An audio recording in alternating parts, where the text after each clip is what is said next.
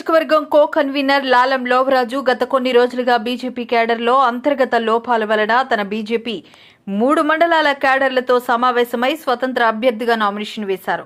Nomination వేసిన మరుసటి రోజు నుంచి బీజేపీ అధిష్టానం నుంచి నామినేషన్ పత్రాలు ఉపసంహరించుకోవాలని తెలుపగా నియోజకవర్గంలోని లోపాలను సవరించాలని కోరగా అధిష్టానం లోపాలను సవరిస్తామని తెలిపారు.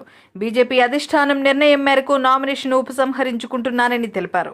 అనంతరం బీజేపీ, జనసేన, టీడీపీ కూటమి అభ్యర్థి యనమల దివ్యకు సపోర్టుగా 3 మండలాలు, తుని టౌన్ బీజేపీ నాయకులు కలిసి దివ్య గెలుపుకు సహకరిస్తామని పొలిట్ బ్యూరో సభ్యులు యనమల రామకృష్ణుడుకు తెలిపారు.